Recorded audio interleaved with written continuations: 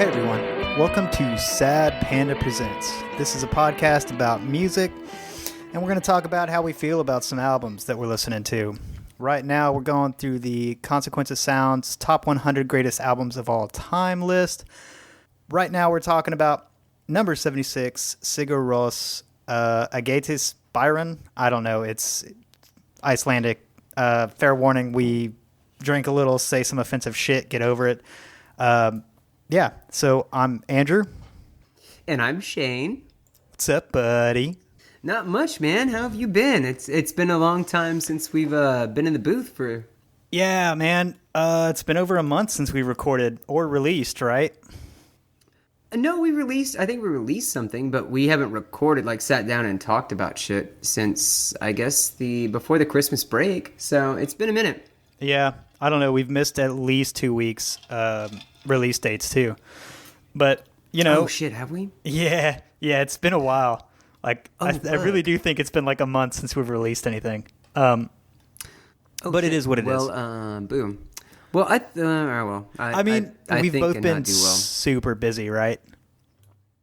True. We've both gone through different life changes, if you will. So it's kind of all new all together, like relearn how to do this again. So for the most part, fuck it. We're back. We're not gone. We're back. It's just getting into the fucking the swing of things and trying to schedule and all that kind of stuff has been a little different. But Yeah. Hey, fuck it. We're doing it now. Well, so, I mean, better late than never. What's your new stuff? My job for the most part, and trying to be an actual productive member of society, not a fucking piece of shit. Yeah. So, it's my first year teaching, so learning all of that and learning how to schedule and manage, and honestly, what I've done for the first, I guess, half of the year was that I kind of overestimated the ability of my students. And so now it's more like taking a step back, kind of just, instead of just going gung-ho with like, this is what we're going to do, this is what we're going to do, this is what we're going to do. It's more of like, okay, it's trying to be more proactive on what they're actually learning and trying to incorporate new things like that I wouldn't normally do, but trying to do that so to get my classes in order and things like that. So it's a lot of it's a lot of I'm learning while I'm teaching, because this is my first year, so just trying to really reflect on what I did in the first semester as opposed to what I want to do and where I want to get my kids, like, for sure, to not be dipshits for the most part. Yeah. Hey man, it's 8th grade. The hormones are fucking thick in the hallway. They have their own fucking smell. It's so heavy. Yeah, you're nothing but dipshit in 8th grade.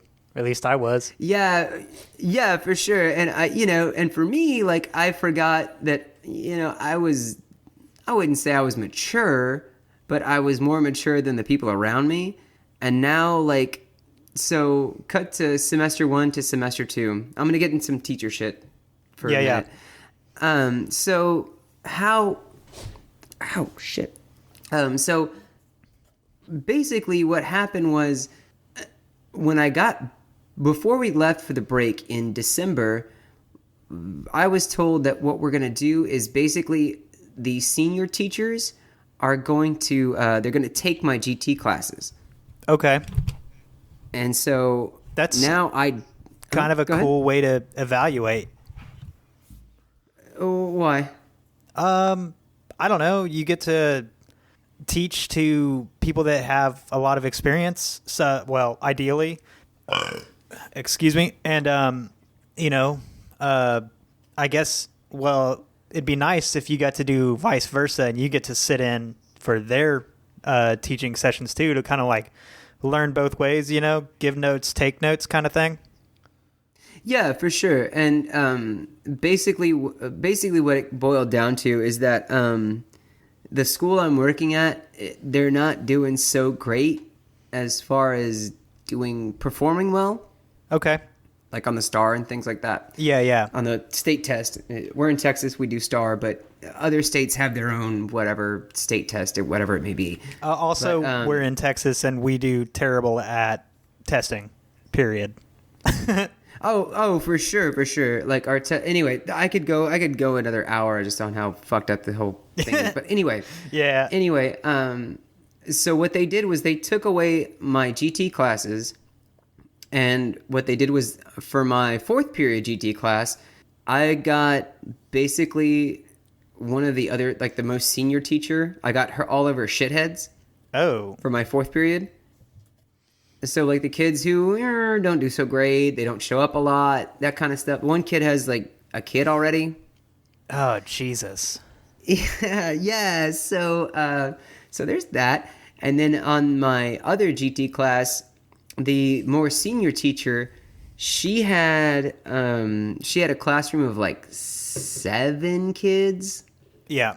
So what they decided to do was combine our classes. So now we both co-teach, if you will, which basically means like I'm there to help. Right. But I can kind of do whatever I want during that hour. So what was suggested to me is like, what I should do is just go to go to other teachers and see how they do things and just kind of observe them and kind of, you just kind of see what that's all about. Like, because I came in a week late. I didn't know shit from Shinola. Like I knew like my idealistically how to teach, but not how to functionally teach. Right. Does that make sense? Yeah, yeah. So I knew the idea, but not the form. Okay. Yeah. So by doing that, it gives me an extra hour to to go around and see like other teachers and how what their protocols and procedures are on everything and kind of just see how they teach and what their teaching style is and try to modify mine to help me for the most part. Okay. So that was the idea that was sold to me. Okay. However, I mean, Go on. that's kind of a nice way of saying, yo, you're doing a really shitty job, so we're gonna give you all the shithead kids because they're at the point where their balls are like real close to the bandsaw. Oh. And so, yeah. So what they really want to do is how they grade the tests, if you will, like for like STAR. Right. Is what they do is that for each child, like let's say a kid last year made a 30 on his STAR test, right? Or their STAR test. Right. Okay. Let's just call it that. If the next year they make a 43, that's progress. So there's moving forward. So you get 1 point for progression, right? Jeez. Just for that one kid doing better than he did the year before. Okay. The second part is if you get 2 points if those kids who were like at a 30 move to like a 60 or 7, like a 60, so they're approaching. So you get 2 points if they're approaching. You get 3 points if a kid masters the test. So that means if they get an 80 or above on all the different subjects. Right. So what they're trying to do is it's a fucking numbers game. Yeah, so yeah, what they're trying to do is take all the kids who are like GT who should be making 80s, 90s. They want to get them bumped up because you get triple points for that. Yeah. Okay. So they're giving me all the fuckheads because I didn't meet those goals that they had established. Like, this is how this works. And I was unaware of how that worked. But they're not meeting the goals that they should be meeting. So that's why they're like, how about you take a break and how about you teach all these fuckheads and just babysit? Well, shit rolls downhill, right? No, for sure. And look, and I'm, at first when they told me this, I was kind of pissed for the most part. Like, I was like, fuck you, man. Fucking tell me I'm doing a shitty job and blah, blah, blah, blah. But now that I thought about it, as a whole, this whole institution needs to roll. And I might not be there next year, and they can't fucking, they're not saying that I'm not doing a bad job. They need to make sure that they get their shit done. Yeah. As far as an entity. Yeah, dude, it's a fucking business just like anything else, It kind of, and sadly it is. And sadly it is. But at first I was pissed, but after that, after really thinking about it and like kind of like processing, I was like, you know what? They're trying to do what they have to do to get them to where they need to be. Yeah, and I mean, if I'm not helping, I'm hurting. Right. And it's a numbers game because that's where they get their money from. So, yeah, if you're not performing, you get sent to the bottom. Yeah, for sure. And that's I was surprised that they fucking gave me a GT class, or two of them for fact. Yeah, to start you with that is pretty nice, really. Like, that's for pretty sure. I mean, pretty fucking generous, because you got to figure those are probably like, well, these kids are going to perform well on the tests regardless, most likely. So, like, let's give these to the teachers that have, like, quote unquote tenure. I know that it's not a thing in middle school, but teachers, but whatever. Seniority, I guess you could say. Yeah. Or more, what we call is more seasoned teachers. So a little bit saltier. Oh, they're fucking very salty. Like, don't get it fucked up. Teachers are the fucking worst. Yeah. Yeah. But I get it now, because, like, dude, you gotta be a dick, man. Because these fucking kids will act a fucking fool if you don't. Yeah. Children are awful. I agree. They're fucking terrible. Like, I had one kid the other day, and I said, hey, basically I told him, hey, shut the fuck up. And he goes, you can't say that. I was like, what do you mean I can't say that? He's like, well, I have freedom of speech. It's like, sir, those are for adults. You're not an adult yet. Yeah.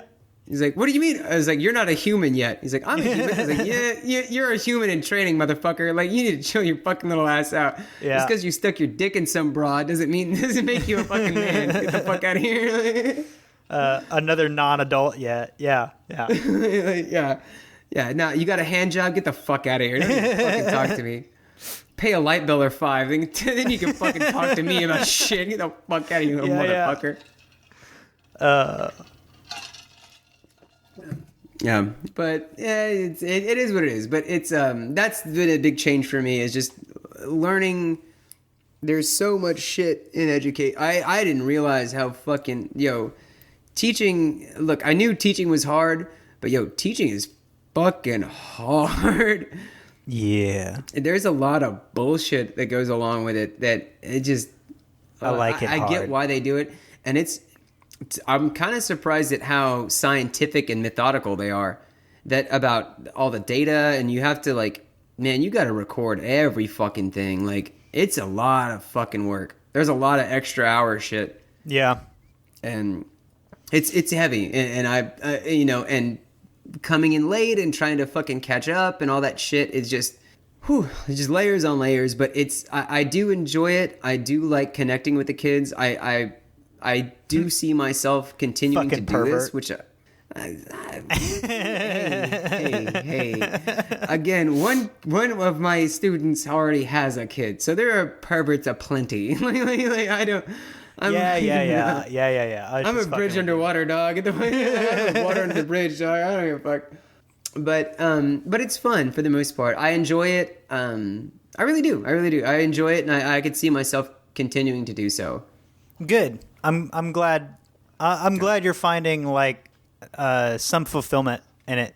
Like, that's a good thing. Yeah, I mean, the stats are out there. I mean, for the most part, teachers have about a 5-year lifespan. Right. And being as this is my first year, and just being completely fucking overwhelmed, and then seeing, like, the difference that I've made from the beginning to now, like, especially like for instance, my third period, they used to be the bane of my existence. Like, they were just shit heads all day, didn't give a fuck about nothing. And now, like, it's one of my better classes. Well, good. Yeah. So, I mean, I see the steps, I see the progress. There's a lot of things that need to happen, but, you know, for the most part, they're getting better. And it's just, it was just me not being me for the most part. I was trying to be like a professional ass fucker. And I'd show up with like a fucking tie on every day, and people looked at me weird. So, like, you know what I mean? I was like, oh. Like, I remember the math teacher next to me. He was like, "Hey, man, is this like a religious thing or something? Because you wear a tie every day." And I was like, "No, man. I felt like I needed to fucking like look professional." He's like, "Dude, you look like a fucking pedophile." Oh, dude, that's fucking great. I haven't worn a tie since then. Oh, that's awesome. That's awesome. Like, fuck, man, I didn't know. Like, I thought I'd have to look like a fucking human. But no, it's not that serious. Like, well, hey, man. Anyway, how about you, bub? What's new with you? Well, I got one more question for you. Yeah, okay, go ahead. What are you drinking? What am I drinking? I am drinking some rum and some HEB Coke, because I found out that all Cokes just fucking taste alike when you got some rum in that bitch. Yeah, for sure.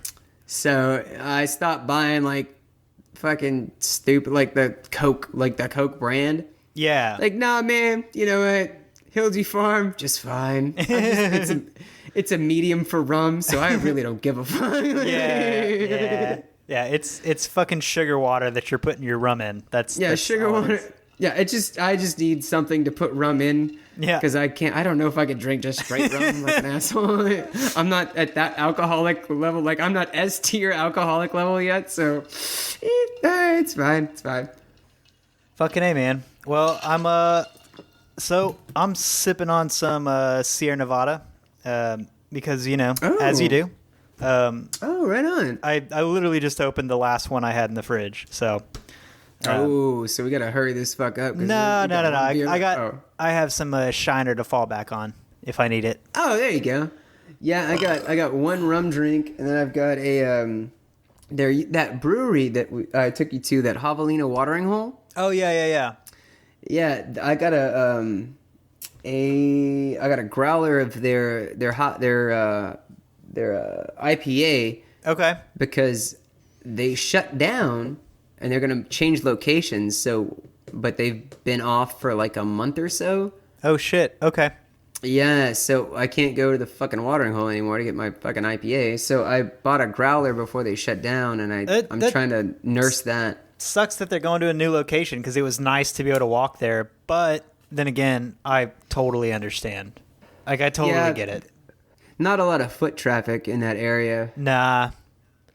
I get it. I mean, I get it for sure. Like, more power to them, and I'll support them as much as I can wherever they fucking end up landing. Right. But as for right now, it's kind of a dry spell for them, so that kind of sucks. But it's good because they had really good beer.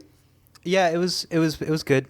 So yeah, I don't know. That's a bummer, because it was nice to be able to walk there whenever. Well, I mean, for you, and whenever I visited, like, to be able to just fucking walk to the bar and back is really nice. And, you know, walk like 4 or 5 blocks, and then we can sit there and play fucking board games and shit all night. Right, and for it to also not be super loud and dangerous, like fucking rocks. Most of the bars in Kingsville, yeah. Yeah, for sure. But anyway, also, and then walking home and learning how to fucking do that electrifying the fucking wood and shit, like in the middle of 2:00 at night. For sure, that was interesting. Yeah, it was a fun night. Anyway, yeah, man, shit's been fucking crazy here. For me anyway. I think the last time we recorded, I was still unemployed. You were. So I got a job. I'm working for the flipping burgers one day, sucking that dick one at a time. Hey man, $20 is $20. $20 is $20, man, for sure. If you've got a warm hole, you've got a way to make money, right? That's true. So, yeah, no, I'm working. There's a wind farm about 30 minutes south of San Angelo. So I'm working out there as an engineer, but I'll be covering all of West Texas, which is only 4 locations, and one of them hasn't been built yet. Next week we're bringing one of them online. So, oh, wow. Yeah. I'll be in Andrews, Texas / Hobbs, New Mexico for 3 days next week, if everything is still on schedule, which remains to be seen. You still need the green light? I mean, like, I've booked my hotel and all that, but like, if here's the thing, if the goddamn internet provider doesn't come through and hook the shit up they need to hook up, we can't go online. Oh, yeah. I remember yeah, that's right. You told me about that. Yeah. So it turns out the ISP monopoly sucks just as bad for corporate America as it does for, like, you and me. They can just be like, we'll get to it when we fucking get to it. Get over it.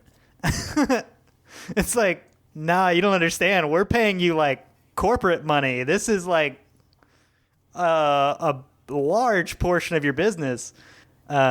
Like, go fuck yourself. But I got this, like, sandwich to eat. Yeah. I got a full schedule. I got to scratch my nuts for like 20 minutes. Man, dude, I got a full day, man. I got a full fucking day. I don't know what the fuck you're coming in here with me trying to fix your shit. Yeah, dude, that's the thing. Like, they're the only ones in town. You can't go to anybody else. So go fuck yourself, you know? God damn. Mm-hmm. Again, I've always said this, but I feel like the internet now, it should be a fucking utility. Well, it was for a brief period of time. Like, that shit got passed as a utility under the Obama administration. Granted, Obama himself didn't do this, but he appointed the people that did. And then when I don't mean to get all political, but when the administration changed, Trump appointed new people to do that job, and they immediately reversed that. Yeah. Like, no, internet should definitely be a utility. It should. It's to the point where you have to be online now. My company literally requires an internet connection to generate power, and that's our business, is generating power. And, like, motherfucker, if you don't have power, you don't have internet. The government, no, for real. Like, the government tells us that we have to have a government body is telling us that we have to have connectivity to generate power, right? But at the same time, the federal government won't guarantee that service is available. So what do? Anyway, I got a new job. I got a new job. Anyway. It's dude, this job is fucking chill. It's so good. Like, it's a global corporation that's run like a small business. It's fucking awesome. I mean, granted, I've only been there for like a month and a half. So I've still got I'm still in the honeymoon phase, if you will. But, like, I communicate regularly with the head of North America. Like, it's that there's that much of a direct line that it's a fucking small group of people. Like, North America is not like thousands and thousands of people. It's like probably a couple hundred. And the pay is pretty decent. Vacation is good. The benefits are good. So, like, all told, I found a great job. Company truck. My commute's like 40 minutes each way. That's not too bad. It's all on whatever that highway is. That's like a deer's worst nightmare, because there's like, it's just littered with roadkill every day. So that's the job. The other news, fuck, man, I've been busy as shit. Bought a house and got a dog. So, yeah, like, fuck yeah, man. We're doing some remodeling in the house, but that'll be finished up sometime in March, because that's when the contractor can come in and tear out walls, and they got to put in a beam and all that bullshit. It's a bunch of money I didn't really want to spend, but the house has 2 workshops, so I really can't complain. So I get a studio for myself and a workshop for myself. And then we got a dog, and I actually, someone at the dog park the other day said we couldn't figure out what breed she was. She looks kind of like a Alaskan Shepherd, white Shepherd, but she's blonde. And she's smaller than a German Shepherd and also blonde. There's no black fur on her. It's like white belly and feet and blonde fur. And somebody at the dog park says, oh, she looks a lot like a Jindo, which is like a Korean dog breed. Never heard of it, but we looked it up and it's like, fuck, yeah. There's a lot of variation within the breed. So they're obviously not like inbred super deep. Okay. Because that's good. They're not fucking idiots like Cocker Spaniels or any shit like that. Yeah. No, she's super smart. Learned sit immediately. She doesn't like to listen, but that's just we haven't spent the time like really training her. So got you. And she's like a year and a half. We think. Picture from the pound. So good dog, super affectionate. There's not an aggressive bone in her unless you're a squirrel. She hasn't caught one yet, but I'm pretty sure she would rip it to shreds. But oh no shit, you fucking hate squirrels. Well, I don't know. Like she'll stare at them through the window, and if you open the back door, she'll like bolt after them. But like we take her to the dog park all the time, and she's super friendly towards dogs, people, you name it. She likes to like hug you with her whole body. Like she'll tackle your ass, but it's out of pure love. There's no like aggression there. Yeah. Okay. Well, that's cool. So you just have a dog that's just super racist against squirrels. Probably. Yeah. Yeah. Okay. So you got. I mean, not to say, you got like a Nazi dog. Like, hey, man, he's a nice neighbor. He does all this thing. Man, just not like the Jews. Well, I mean, squirrels are technically a different species, you know, like altogether. It's not just like a dog breed. But like, I was at the dog park yesterday, and someone had a male Chihuahua in the dog park with the large breed dogs, and yeah, because they had a couple of big dogs too, so they brought their little dog in with them because the husband or wife or whatever wasn't there. It's like that image of that white girl sitting on the couch with like the 5 black dudes all around kind of, except that like most of the big dogs in this park were female, and this little Chihuahua was male, and my dog's female, and this little Chihuahua kept trying to hump my dog, and she's spayed, but it doesn't matter because he can't reach anyway. She's like 40 pounds, and Chihuahua's what, like 8, 10? Yeah. And so like he has his hands on her hindquarters and is like humping the air, but because he can't reach her. And whenever she does notice that he's there, she's just like, stop, you know, like bats him away.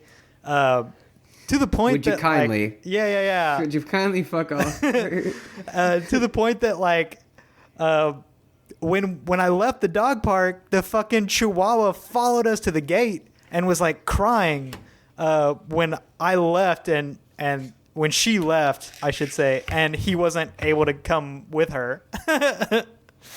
It was really fucking funny, dude. But anyway, welcome to my going from 4th to 5th period.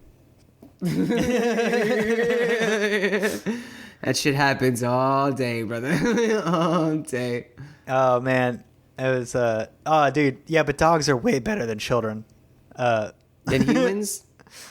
Yeah. I mean, don't get me wrong, like don't get me wrong. There are great children out there. Like, but I mean, I want a dog.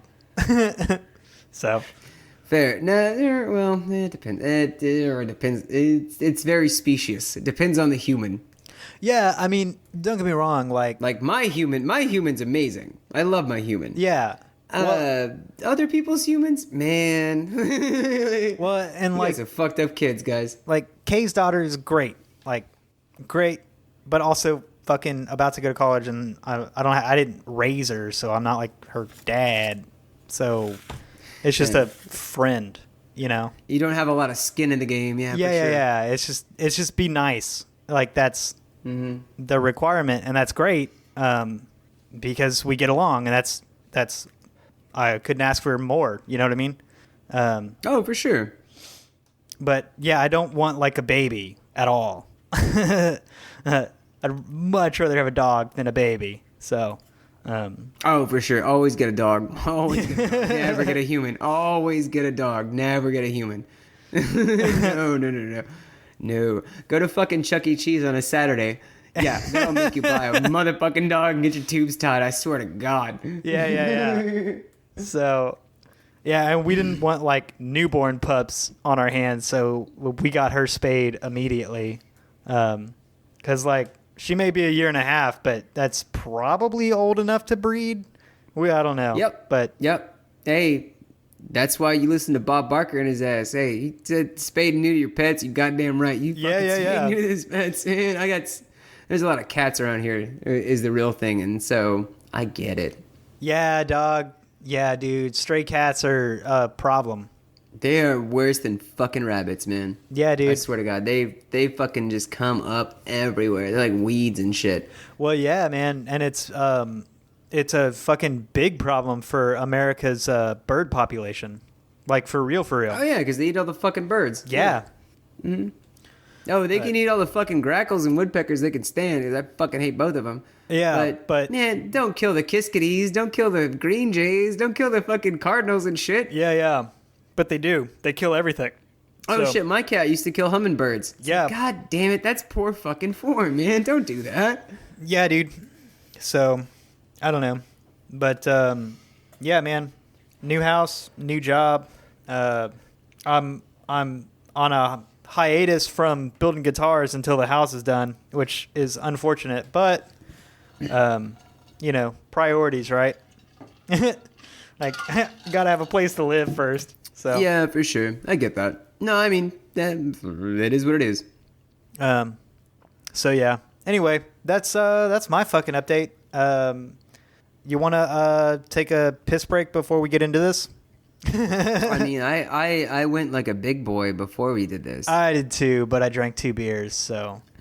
Well, then, I guess. All right. Don't professional as fuck. We've never been professional. That's true.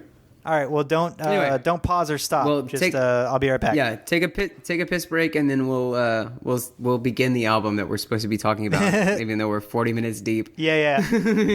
All right.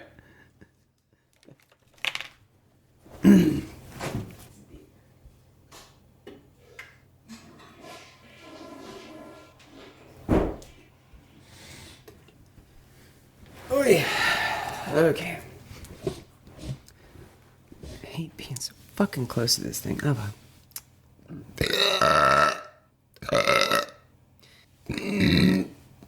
good night.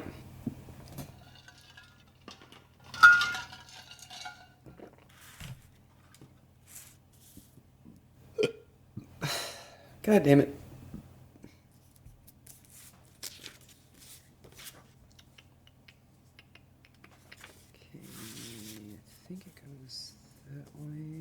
Yeah, that one's the last one. Title awesome. Okay. Yo, you there? Yeah, still here. Okie dokie. All right, you ready? Yeah.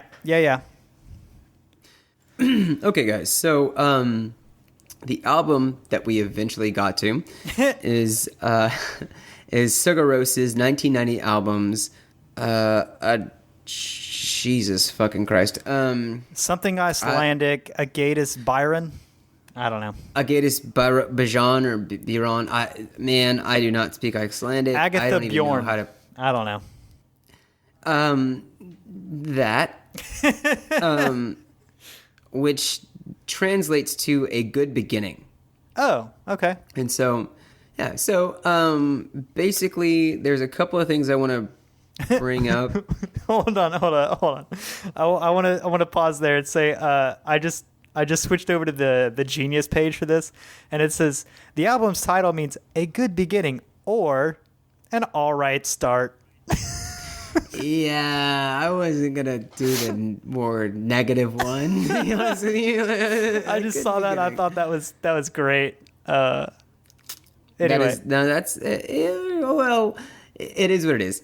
So a couple of things about this. They are Icelandic, and what they did in this album is basically there's a double chamber octet that comes in. So you've got is. Okay.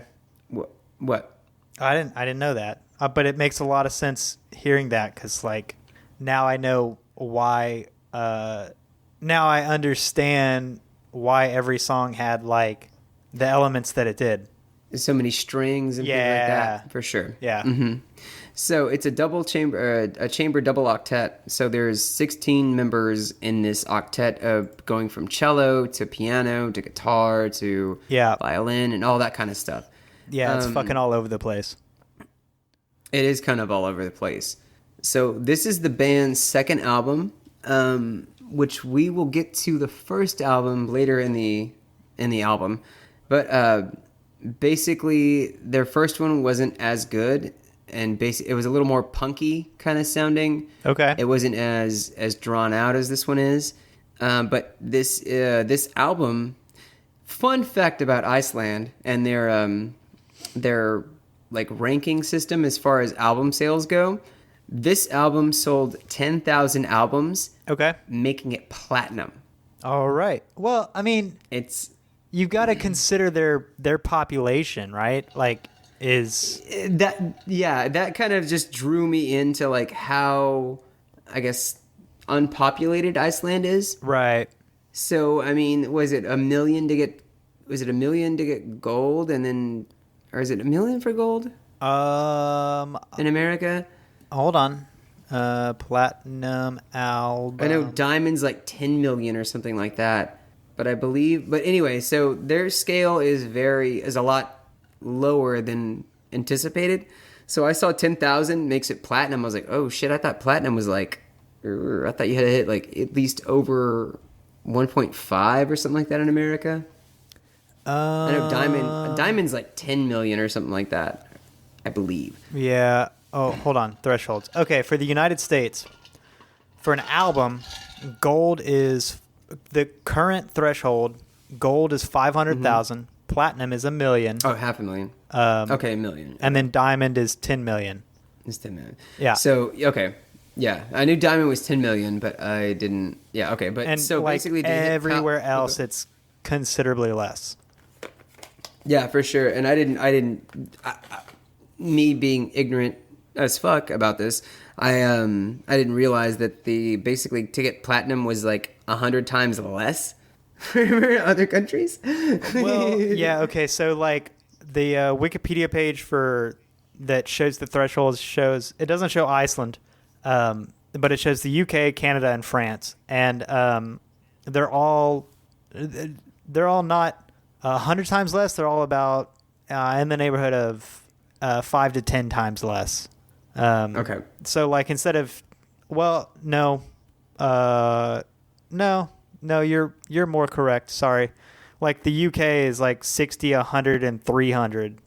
Mm-hmm. Canada is 40, 80,000, and 800,000 instead of 10 million. You know what I mean? Like it's not even to get diamond. Getting platinum in America is diamond everywhere else in the world, basically. Yeah, for sure. Basically. Yeah. So I saw that and I was like, what the fuck? Like 10,000's a platinum? That's low. That's super low. Super low for us. That's again, super low everywhere because ignorant ass fucking everywhere America, else, gold is at least 40,000. Yeah, that's not even that's 40. Yeah, that's 10 times less to hit gold. Yeah. So yeah, it's super low because Iceland is like not populated at all. Yeah, it's not as populated. I didn't consider that on my when it first registered. I didn't consider that until I thought about it. I was like, oh, you know what? They probably don't have the popularity or the population that we do. So I was stunned. I mean, you literally just you learned me that right now, so I didn't know that. Teaching smoke bomb.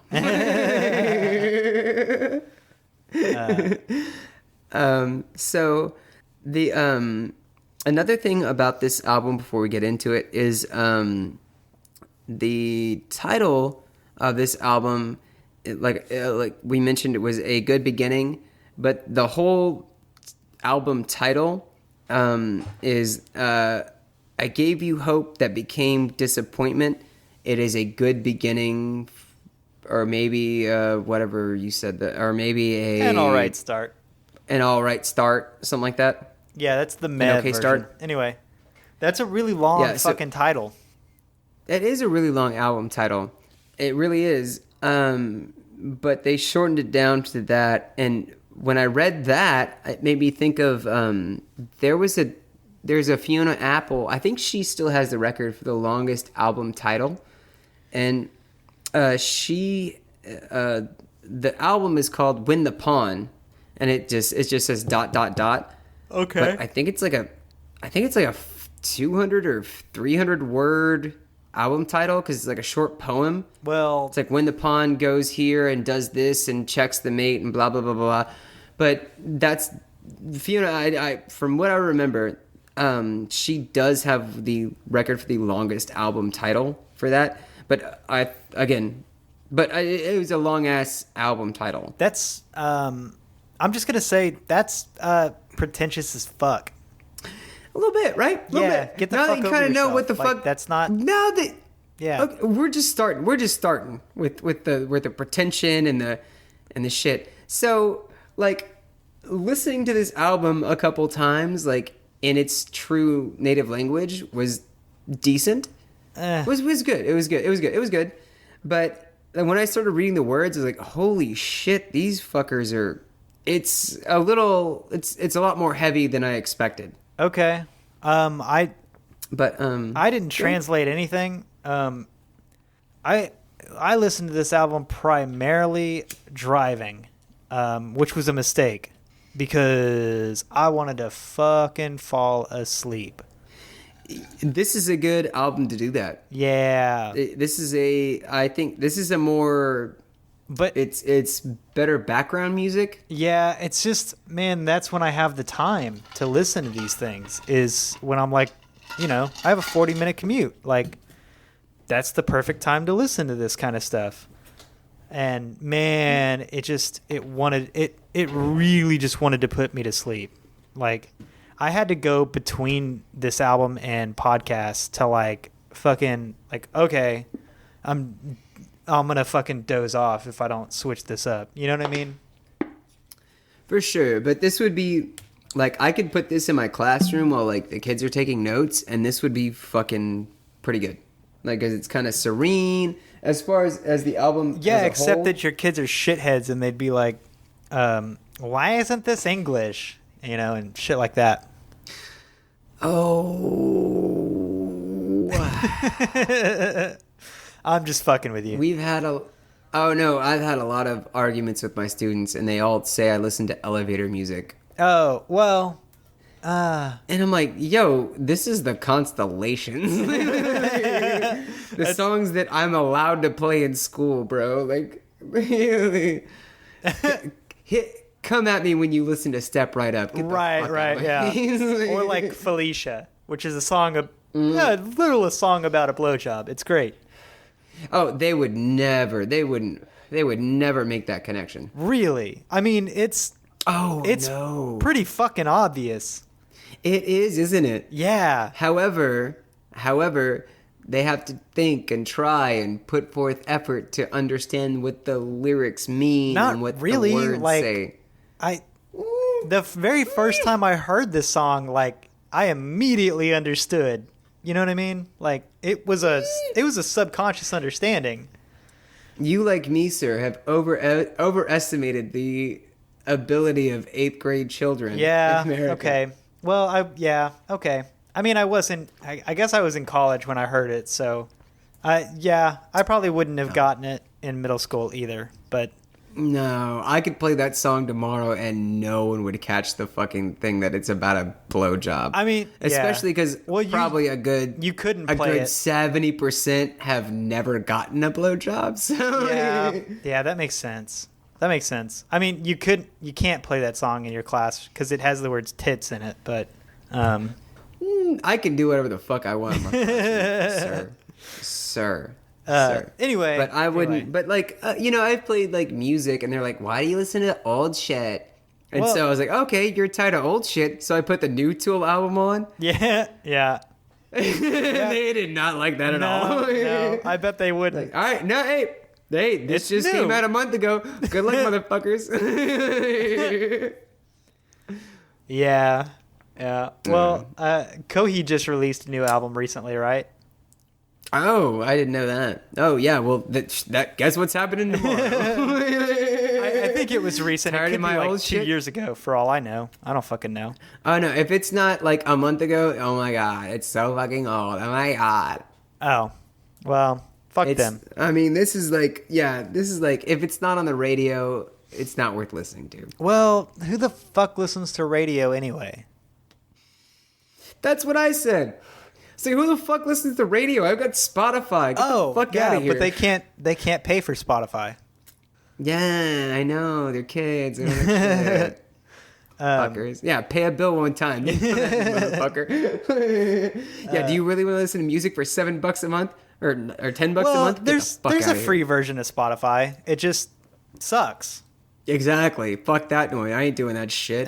What do we live in the Stone Age? Get the fuck out of here. Like, I mean, I just don't. I like being able to curate my music and not pay for ads or not listen to ads. But I mean, that's what iTunes used to be for. But now that's not really a thing either. So, I mean, Apple Music is, but it is. But I don't know. Anyway, there was a time when you used to own your music. God. Right? There was... I was about to bust out my CDs. Like, all right, motherfuckers, shit really used to roll? Yeah.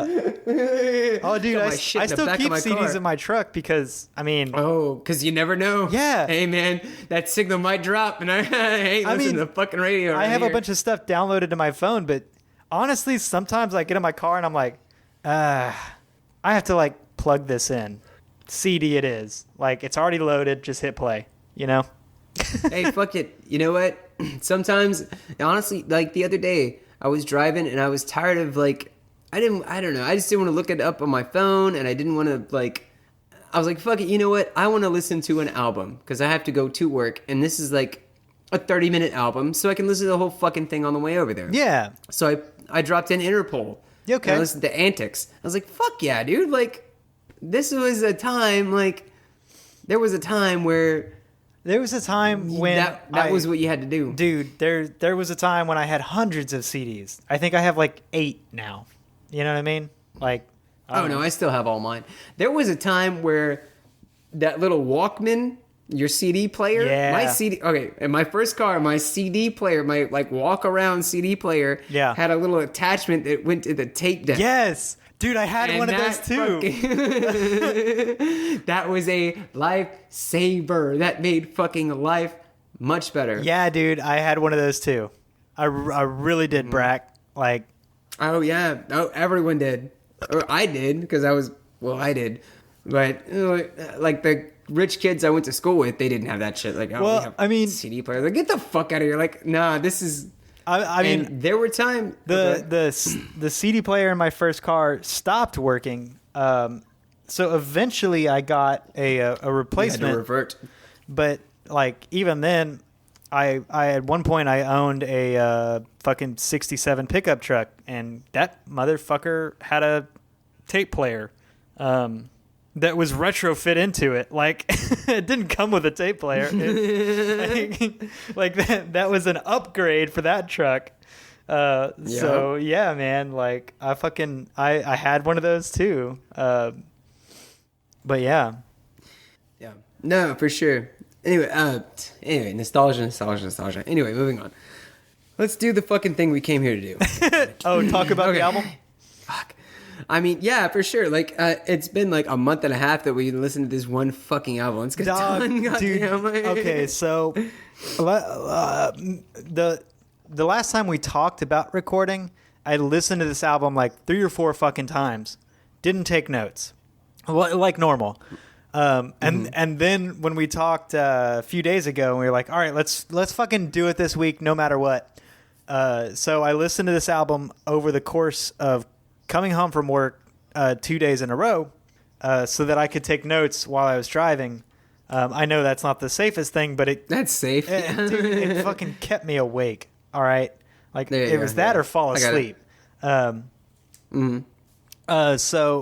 that's what I did, and this listen through, I made it about halfway through each song, taking notes, and just hit the next button. And it still took me 2 40-minute trips home to listen to the whole thing.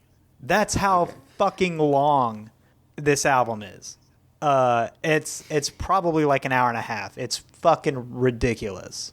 The runtime's about an hour and 11 minutes. Okay, yeah, it wasn't far off. It's retarded. So every goddamn song on this album's like fucking 6 to 10 minutes long. Yeah. Each song is it's like a Tool album. So you're going to have to... Yeah, but it's not as entertaining as Tool. Okay. Okay. Sorry. Okay, so we got through first impressions. You're not a big fan. Not at the length, Got it. No, they could cut every song in half and I'd be happy. I get it. I do like that as a whole. What they do is they do that slow burn. It's kind of a build, and then they meander a little bit in the middle and change things up and then come back down. I guess. I like that. Maybe you just have fucking... I don't know. For me, I feel like you have to have an attention span. Oh, for sure. At least to get through this. 100%. But then again, I like DJs. I like trip hop. I like this kind of music where it's the same thing over and over, and it might build, it might crescendo, it might move a little bit slowly, but that building is the point. Yeah, I get you. Like I'm right there with you. I can be into that stuff. I typically am not, unless I'm like under the influence of like some pretty heavy shit. So there's drugs. Yeah, it's fine. Yeah. Downers. It's fine. Are they? Well, I meant more of like relaxed, like something that would make you have more attention, like Xanax or something, or even like, oh fuck, I can look at this. I can play Tetris all day. You know what I mean? Yeah. Well, I guess when you talk about DJs, I think like Molly. Okay, not but so much for this. Okay. Yeah, Downers for sure. Yeah, well, more like something along the lines of like DJ Shadow or Daft Punk, like the early Daft Punk, where like they did the same thing over and over again, and it was just that repetitive sound, but they made little tweaks here and there. Yeah. It's not like Aphex Twin where he's all over the fucking place. Right. And shit. No, I feel you. Anyway, so let's get let's get into the first song. It's the intro. The song is just called Intro. Yeah. I do like it's fun because it's kind of backmasked. Let me try that again. The song is backmasked, so it has that backward feel to it. Okay. So like everything sounds like it's in reverse. Sure. Yeah, that's what I liked. And then there's that cool echo sound, and then the those tones, like the tones at the end, that it kind. I don't know. I liked it. It was and I liked that it transitioned well. Sure. I like the feel because this intro really kind of sets you up to what's going to happen, This is a slow-moving album. It's really deliberate is the word that I can think of. It's also really fucking quiet. It is really quiet. It really is, Breck. Yeah, so like I said, I listened to this primarily driving. I had to crank my fucking stereo to get any of these songs louder than the road noise. So the first time I listened to the intro, it was about 80% silence. Oh shit. Yeah, because I hit it and I was like, oh, maybe I didn't hit it. No, I hit it. Okay, maybe it's just a fade in. No. So then I cranked it like all the way up in my truck and I was like, oh, it's just absurdly quiet. Like, yeah. So that might be another issue I have with this album is it's mixed to the point that you need you need a quality fucking sound system in your vehicle to even hear it, just to hear it. So yeah, like I had to crank this motherfucker up and it was still putting me to sleep. But I don't know. There was some chanting. It's extremely fucking quiet. This is honestly one of the quietest tracks on the album. It's also an instrumental. There's no lyrics, if I remember correctly. It's instrumental. Mm-hmm. Except for maybe like some background chanting or something. I don't know. There's a lot of that. No, there's not a lot of that. The only thing, I mean, it has that backwards feel, and then it kind of sets you up. And then what I like is those like space tones at the end. Yeah. So like it reminds me of like the that Bjork song, the Possibly Maybe, where it has that. Yeah. Like that, like in space kind of sound. So that I liked, and then it moves on to for fuck nuts. Sven Ginglar. Sure, which basically translates to newborn. Okay. That would explain the album art. Mm-hmm. So let's talk about the album cover since we're on the it's basically like it's a fetus. In utero with, fetus. In utero fetus. Like you said, it's got little angel wings and it's praying. That's an angel, yeah. Yeah. And so that rolls back to this point that I want to make is that that I gave you hope that became a disappointment. So it makes me think like their idea was that as children, as newborn children, like that embodies the idea of hope. Okay. But as they grow, it becomes disappointment. Okay, sure. Does that make sense? I guess. So the idea of a newborn is that it's an angel. It's a fresh beginning. Yeah. It's new. It's pristine. That makes sense. But then throughout time, it becomes fucking disappointment because we all grow up to be just disappointments. Yeah. So I get it. I get where they're coming from. So this song anyway. This song kind of starts off with, I think it's an organ or something that can emulate that kind of sound, probably a stringed instrument. So I don't know, it's very deep, right? Like like there's not a lot of tenor notes, there's a lot of bass notes going on. It's very slow. It continues the theme. You said something about the intro that continues into this song a lot, and it's spacey. That spacey kind of I kind of sounding off sounds in space, and then it kind of really does is it has a good transition to the beginning of this song. Well, like they let a lot of the notes in this song ring out. It kind of It kind of gave me the vibe of like, well, honestly, looking at the album, In Utero Fetus makes sense because kind of gave me that vibe of being underwater. That's what this song did for me. It put me underwater. Yeah. Let me see. There's one of the songs that does that. God damn it. My notes are all over the fucking place. Sleepaway Angel, Newborn, Chiru, Fun Heartbeat thing. I believe. Doggone it. I'm sorry. That was the widest thing you've said today. Oh, also, I don't cuss in my classroom.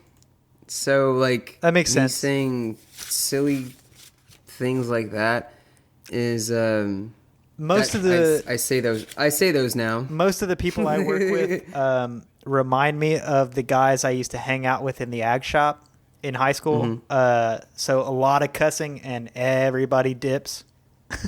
Everybody dips. Yeah. Yeah. So I mean, this song is more of like a slow build, and it's a Newborn, and I want to say. I wrote it down somewhere, but I can't find it. That sucks. That I believe this song...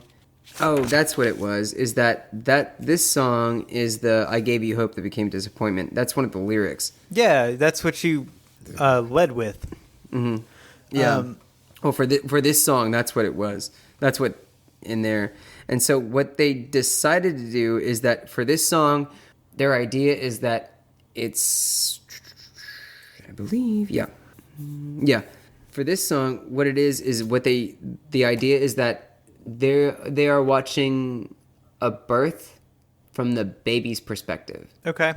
So it was like the idea of like, it's nice to be inside you. Yeah. It's warm and safe here. Yeah. Well, yeah. But and then it comes out as a newborn. Okay, so and that's the whole idea. That it's like a newborn. Yeah. So I'm reading part of the Genius page, and they're saying that the sound for this one, or the signature sound of this song, was a cello bow that they play against guitar strings with heavy reverb. Yeah, makes sense. And it has that fun like heartbeat thing at the end, which I really like. So it's not an organ, which is what my initial impression was, but yeah. Mm-hmm. Anyway. Yeah, but I do like I like this song. It's not one of my favorites, but I think it's really good. Especially it's a nice and easy intro into the album. Especially after the intro, it bleeds in well to this song. I do like this song, except that Chiaru fucking all the fucking I could have had less of that. Okay. But for the most part, it's a good one. Yeah. So the next song is Starafur. Something. Okay, this song, yeah, Starlafleur. I don't know. I don't know. I feel like I want to say every fucking song in here is like the Swedish Chef. Starlafleur. I just read the English translation. Go ahead. It's fucking New Elf. great. It is New Elf. Yeah. New Elf. This song is fucked up. Is it? The lyrics in this song, it's fucking wild. Dog. So as far as the song, okay, go ahead. I would say mostly for this song, it's there's a lot of lyrics. Yeah. As far as like the songs go, this has the most lyrics so far. What I do love that the build at about the 3-minute mark is fun, and then it goes to like acoustic, then builds back. The string work is fun, and then there's a dizzy quiet exit. I love all of that. I really like this song. Okay. What's really fun about this song is that it's palindromic. So all the strings from the beginning to the end are, you can replace they can go forward and backward. That's awesome. Throughout the entire song. How fucking cool is that? Yeah, I knew there was something about this song I liked. So the notes I have were that it was slow, because every song on this album is every slow. fucking song is going to be slow. Yeah. But it's also like jingly, and I didn't know. I swear to fucking God, I didn't know that it translated to a new elf, or what I see is a star elf. Yeah. So like the star of the show elf. But I wrote down that I thought it was like kind of jingly, kind of dreamy, kind of happy. as far as the musical tones go. And so yeah, this was fun. This to me came off like it was supposed to be fun to play. Okay, yeah, that okay. So the story of the actual song, and you kind of nailed the tone and mood, is that it's a kid who's going to sleep, and then while he's asleep, he finds out that there's something else in the room. Okay. Right? So he finds out there's an elf in his room that wakes him up. With his penis. Hey, there's been like I've said the word pedophile way too many times in this episode. Can that be the last one? Can that be the last one? Oh, dog! It's something Please, I'm putting in our SEO. Just as a solid to me. Would you kindly? So he goes to sleep, right? And he wakes up, there's a fucking elf in his room, and it fucks him up, and he can't, and he tries to go back to sleep. And here's the closing lines to this song. Give it to me. He's not there anymore. Something is missing, like all the walls. That doesn't make sense. Something is missing, like all the walls. That motherfucker was the Goblin King. He David Bowie the shit out of that guy. Oh. That's fucking Labyrinth, bro. Yeah. Yeah, it is. Right? Is that not the creepiest fucking thing? You try to go to bed, you see a weird fucking elf, you fuck around, and he's gone, and then you wake up, and all the walls are missing? Okay. Yeah. Yeah. Dog. That is the creepiest shit. That is some creepy ass shit. Yeah. All right. I don't give a fuck who you are. That's fucking creepy. Let's move on. And we're done. No. Never mind. I don't. Yeah. All right. Dude, that fucked me up. I don't want to. Anyway, I don't want to play my hand. Like, let's move on. Okay, for sure. The next one is. That's what the next one is. Yeah, pretty much. It's the Fly's Savior is what it translates to. Oh, there's a movie about that called The Fly. No, The Fly's Savior. Yeah, he It's saves part people. 2, Electric Boogaloo. Watch the first one. It's got the best actor in the world. Oh, The Fly, where he breaks that fucking dude's arm in half. The fucking most. I'm just cringy. saying, you know. Did you ever see that movie? Yeah. I've seen The Fly. Dude, where he broke that dude's arm in half. That moment, fucked me up. I had to watch it 5 times. Dude, that after whole watching, I was movie dude, is I don't know. That whole movie is just because you can doesn't mean you should. That whole quote from Jurassic Park, it should have been that whole fucking movie. We don't need to make this, but I'm so happy they did. I'm so happy. Yeah, dating Gina Davis. Yeah. I mean, just because you could doesn't mean you should. No. Anyway, I was thinking, God damn it, Jeff Goldblum. Yeah, Goldblum. Yeah. Yeah, when he breaks that fucking dude's arm. Yeah. But I'm thinking of I'm thinking of Jeff Goldblum's quote from Jurassic Park. Life finds a way. No. God damn it! What's the exact just quote? because we can do something. Yeah. We shouldn't do something. You got so caught up that you could do it that you never thought should we do it or whatever the fuck it is, the Jurassic Park thing. I don't know.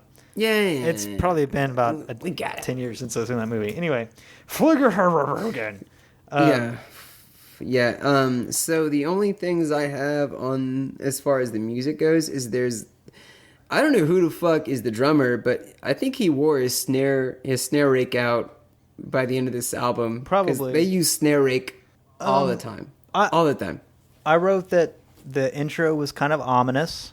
But then I also wrote that it turned into a ballad kind of song, like in the vein, and the lyrics helped with this, in the vein of maybe Coldplay or U2 or some bullshit like that. I know those are massive bands. They're not, and they're great, but they're not my jam. Your jam. But that's what I mean, but they're hugely widely known, which is I put them in that kind of vein of like that kind of ballad type of music of like Yeah. big epic vocals and blah blah blah. No, I get you. But also slow. Honestly, yeah, for sure. I honestly, since we're talking about bands that I can just spitballing off the top of my head listening to them, I kind of saw a lot of Interpol in them. Okay. I saw, if you've never listened to the band called Explosions in the Sky. Nope. That's kind of their jam. And then also Suf John Stevens. Nope. He does like big bandy, a lot of things. Anyway, that's kind of where I was at when I was listening to this. Okay. And maybe a little 07 or some trip hop or something like that. Like maybe, anyway. So I think I got caught up too much in the lyrics on this song because this song is fucking dark. Yeah. Like the words are fucking dark. Let me just hit you with some lyrics, if you don't mind. Yeah, go for it. Okay, so barbed wire stapled my bleeding mouth. Locked in a cage. Naked animals beat me. Okay. So, Yeah. Sigur Ros. You're a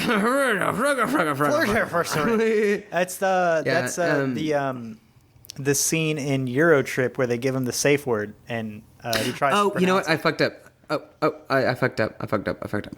This is the Fly Savior. I'm sorry. The Fly Savior is about. Oh, you went into the next it's song, about this- didn't you? I did. I fucked up. Yeah. My bad. I like the next song. Frigger is it's about this kid who like falls into a well trying to save flies, and then he crawls back in the ocean, or like crawls back from the river, and then dives back in. I don't know.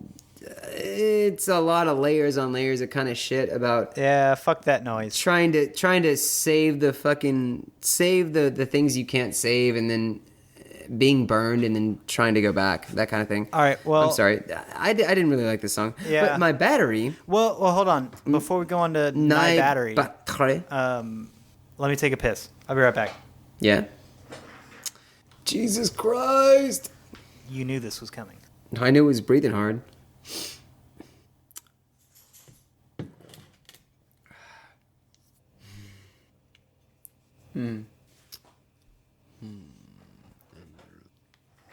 Okay, I'm back. All right, cool. All right, so we move into the next song. Nai battery. Yeah. Kari, whatever the fuck it is.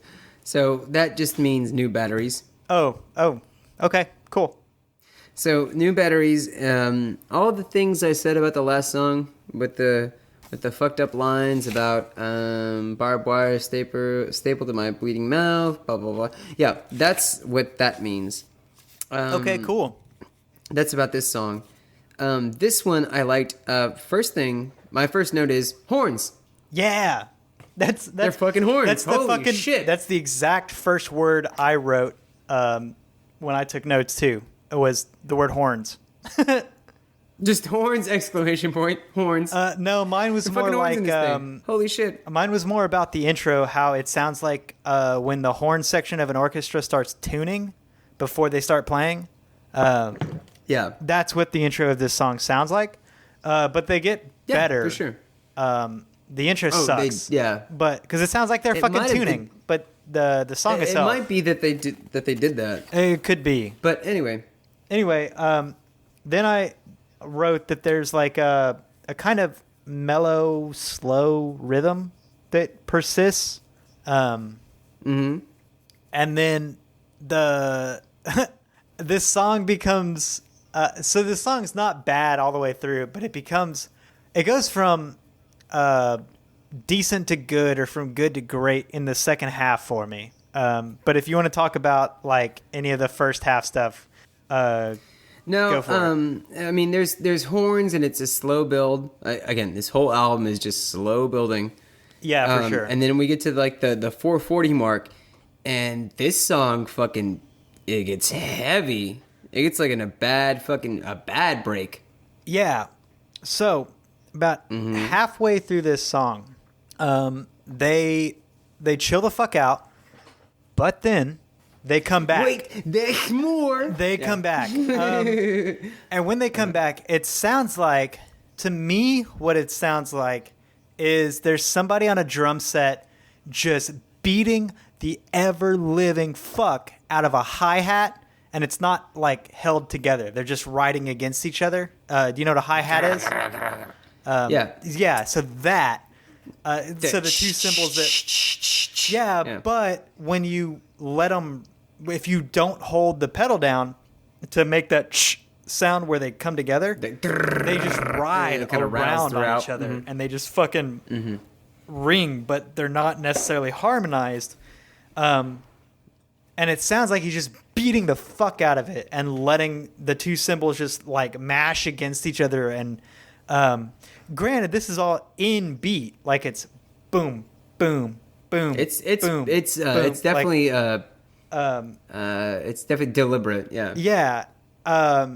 So that like was super jarring and persists through like the whole second half of the song, which by the way is like 8.5 fucking minutes. So this comes in at like the 4.5 minute mark, like halfway through.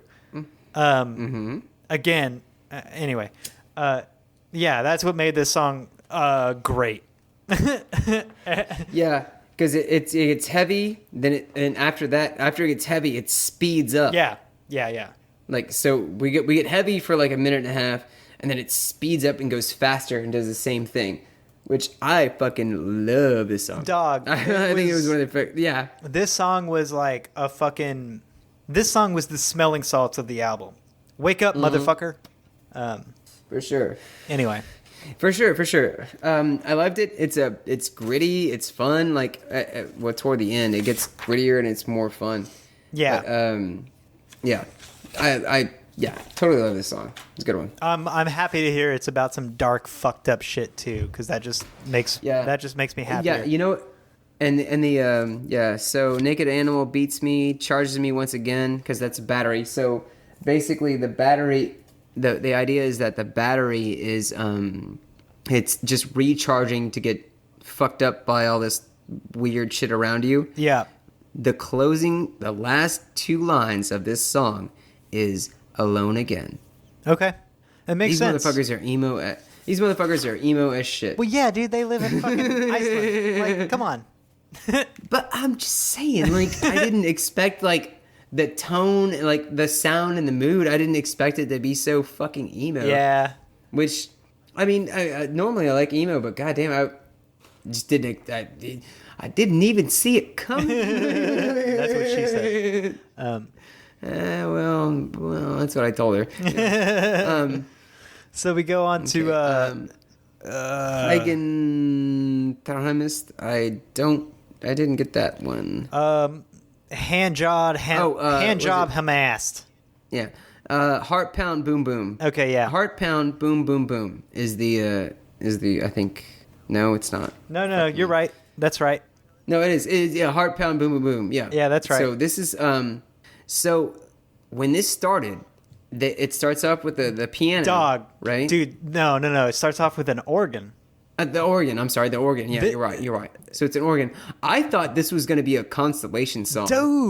Dude, the fucking intro of this song. The intro of this song is the best thing on this album. There's the best. There's a fucking sick little organ riff, and it's followed in with a fucking blues harp. That's a harmonica. Fucking comes in on top of it, and then there's like this driving bass line, and dog. This is the best intro on this album, hands down. Yeah, that's. I agree with you. This is the best part of this album. It's just the rest of the song kind of falls off, to be honest. The bass line comes in strong, but then doesn't change at all, which is fine. I can get behind that because I'm a fucking blues player. Like I get that. No, I heard that and I was like, holy shit! Like. I thought they were gonna keep up the speed, like kind of the tempo of the last one, too. And just. But they didn't. But they don't. But they didn't. I don't like his voice in this song at all. Yeah. I don't like it. It's too loud, and it feels like he's like pleading. Yeah. Okay. What I wrote was this singer is in distress and sounds like excuse me. Sounds like heartache. So fucking Princess in the Tower was the singer in this song. Mm-hmm. Fuck off.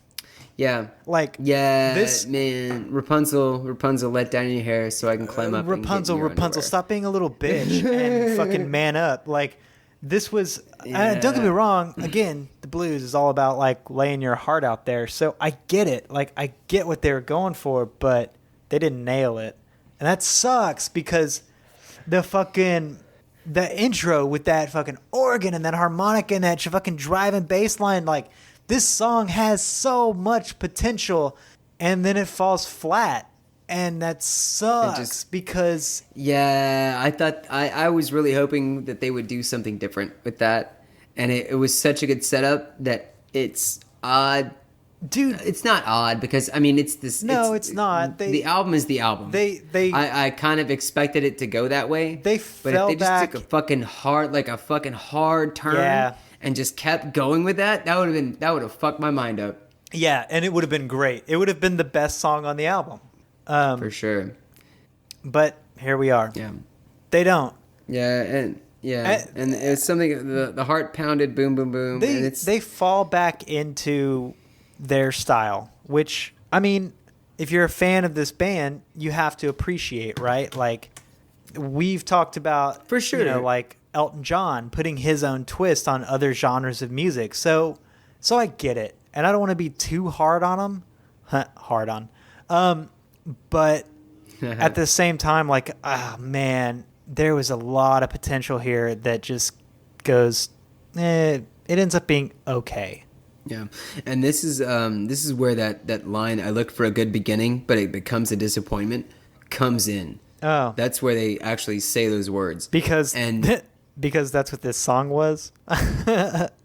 Ooh, no, I wouldn't say that. I wouldn't go that far because I do like the song. And just because it didn't go where I wanted it to go, yeah, I do like where they went. Yeah. As far as what they did. Yeah. Again, this is a different album as far as the music and tone and all that kind of stuff. So I like what they did. What I expected didn't turn out, but I liked what I heard. Yeah, I guess I was just so excited at the beginning of this song and so meh by the end of it. Yeah. I get it, especially coming from you. I totally get, like, you got a hard dick and then blue balls. Yeah, this song gave me blue balls. It totally did. And then and it went back to like the same sound. Yeah, I understand. Anyway, the only downside for me is I didn't like his voice. Like, I didn't like, even though I didn't understand what he was saying, I didn't like his tone, or he was kind of loud. Yeah, like he was kind of too much. Like, the singer was too much. If they would have toned him down just a bit. And then not be so whiny or pleading about it. For sure. I think I would have liked that a lot more. For sure. Anyway, moving on to this fucking thing. The name of the song is "Good Weather for Airstrikes." Okay. Well, hold on. Translate that shit. In Icelandic, it is Fjarar vel til Loftrasse, or some bullshit like that. I don't give a fuck about being racist towards Icelandic people. I'm gonna fuck up your language. Who are they gonna complain to? Fuck them. Well, they're white. It's like talking about they're whiter than we are, so whatever. Yeah, well, I mean, it's like talking shit to the Inuits. Who the fuck's gonna fucking listen to fucking? Who's gonna? Well, they don't have a people. Like, who the fuck? Like, they're not gonna hear this shit.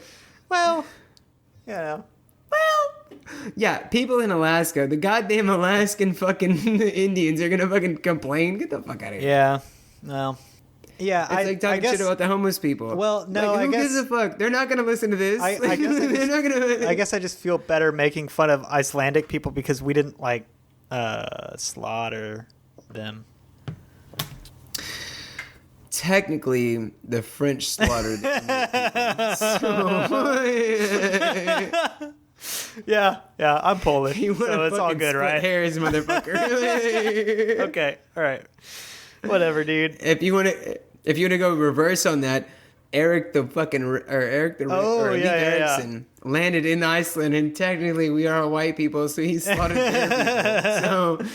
So, what kind of fucking shame are you trying to build No, here? I'm Like, not. I don't give a fuck. shit. I was just trying to shame you more than anything. Being white is just awful. Except it's awesome. Except it's You know what I mean? Like, except it's like you couldn't ask for a better birth.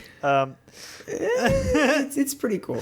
It's pretty cool. Speaking of, I got a new game. It's not new. It's just I got it on the Switch. It's called Hellblade: Senua's Sacrifice, and it's set in like Norwegian Viking kind of setting. And I've only played like the first hour, which is basically like the intro. Yeah. But it looks really good, and it's about some Viking broad that had somebody, like, I'm guessing her lover, taken away from her by the goddess Hela.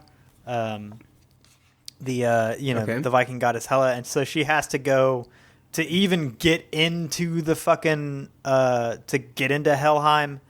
She has to draw blood from like 3 other gods, and so that's where I'm starting my journey. Okay, so you're playing Hades. That was a whole. Not really. I'm playing a human that's suffering from psychosis, and so she's hearing like all these fucking voices, and the sound, dude, the sound design of this game is fucking gorgeous. Like, really. Yeah, in the vocal sense, because like you're hearing voices constantly. It's they brought in like psychologists and shit to what's the word? As contractors to like god damn it, to like give advice. Consultants. Yes. To like consult about like people with psychosis and what they go through and stuff like that. So this character that you're playing has psychosis, and she's constantly hearing other voices, and that is persistent. It doesn't stop, period. Like, even when music's playing, even when there's background noise, like, and you hear animals and shit, like, you're constantly hearing voices. And they're just like little whispers, and you don't even notice them all the time. Like, you don't even notice them half the time, but they're there. So the sound design is like really on fucking point. Like, they nailed so far, like I said, I've played like an hour of this fucking RPG, so I'm assuming it's like 20 hours long. I don't know, but it's interesting. And you know, you're a Viking, so you get to play with a sword and fucking attack shit, but also you're like traveling to hell. So I think there's going to be like a slight horror element. I don't know. I'm sure a lot of people have played it, and it's gotten good reviews. And so I was like, yeah, I like this type of game, action RPG, and fucking go to Viking hell. Like, cool, I'm down. And yeah, the sound design is so far like, dude, it's so good, so good. The voice acting is on fucking point. Right on, man. That's awesome. Huh. Oh, well, I'll have to check that out at some point. I'm trying to get back into video games in some way, shape, or form. So why? Because I want to play a goddamn video game. Well, fucking play a video game. In fact, speaking of video games, I finished the retro game of the month or video game of the month club. I finished ActRaiser. Oh, that was pretty neat. Nice. It's, I don't know, I liked it a lot, and it's fun. It was a fun game because what you do is like you're a god, and you have to go to like different territories, if you will, and what you do is you have to, tame the land, if you will, because there's demons everywhere. So you have to tame the land. So you go through like this side scroller type Like, so you go through like a side scroller and you kill all the monsters and you kill the main boss. Yeah. And then once you finish that, you have to do like a sim kind of, build your land. So like the people that live there, you have to like build roads and you have to like teach them how to like cultivate the land and shit like that. There's also like, nests of, bats or dragons or whatever the fuck. And you have to build your roads to there to clear out the nests. And then once you cultivate the entire land, once like all the nests are cleared, all the people like find stuff or whatever, and they give you like after every nest is cleared, you get a something. You get a spell, or you get an extra magic piece, or you get some more health or whatever the fuck. Okay. And then after that, what you have to do is you have to purge the land of all the demons or whatever the fuck. So you go back to that side scroller beat 'em up, and you have to defeat the main boss. Right on. So it's like half side scroller beat 'em up, and then half like sim story, like sim world builder. Cool. Yeah, it was really neat. It was really, especially for a Super Nintendo game, it was really, really interesting to play. I've never played a game quite like that before, so it was neat. It was neat. Yeah, It was a good one. That's pretty interesting. Honestly, it took me about 6 hours all day. Okay. So like I played like 2-3 hours one day, played like 3 or 4 the next day, like because we had a long weekend this weekend because of Martin Luther King Day, so I had Monday off. Nice. Yeah. Anyway, so I played a little bit Saturday, a little bit Sunday, and then finished up Monday. So it was fun. Yeah. It was a good game. Fucking A, Cotton. FNA Cotton. Well, Anyway, yeah. back to good weather for airstrikes. Yeah. I wrote that this has like a kind of a quiet ambient opening. Again, quiet. Like I had to turn this motherfucker up to hear the opening. There's a piano melody that fades in. That's a beautiful piano melody. It is. It's really the piano is beautiful. It's really pretty, and this song is honestly where I noticed the slow building the most, because it's the first about half of this song is instrumental, and every verse they add another layer, another instrument, or two, and it just kind of fades into the verse with the introduction of a new verse, and then about the second half, lyrics come into play. Again, super long. The lyrics come in halfway through. Yeah. That's what I got. True. I also it's okay. It starts off with the piano. It starts off with that beautiful piano. Then it goes into strings. The one thing I noticed about this song that the other songs didn't have was a steel guitar. Okay. Did it? Somewhere in like the 2.5 minute mark, they play that steel guitar, and then I don't think I noticed that. Yeah, it's in there. And then it was good. There's a good pickup there at the end. Like it picks up there at the end to kind of get more energy and things like that to go forward. Yeah. Beyond that, as far as the lyrics go, this is just a breakup song. Oh, okay. So there's not a lot, like and I think that matches the mood of this song, is that it's kind of, what it's saying is like remembering the old times and the good times, I guess, kind of thing. Does that make sense? Yeah, it's, so like, I don't know. It's this like we've broken up, and now like it's kind of that things weren't as good. I don't know. It's a breakup song. So yeah. But it's not a fuck you breakup song, so so it doesn't make you talk. It's like, oh, all the good times, get the fuck out of here. No. If it's not a good fuck you breakup song, get the fuck out of here. Yeah. Anyway, let's move on to the Olsen twins. Olsen. Yeah, the Olsen twins. Yeah, Mary Kate and Ashley. I'm glad I wasn't the only one. Yeah. Yeah, easy joke, right? Yeah, of course. So this song I wrote. Okay, this is what I wrote. I didn't really care about this song except for one thing, and I'll get to it. There's like this intro that's like chanting, and then some drums come in to accompany.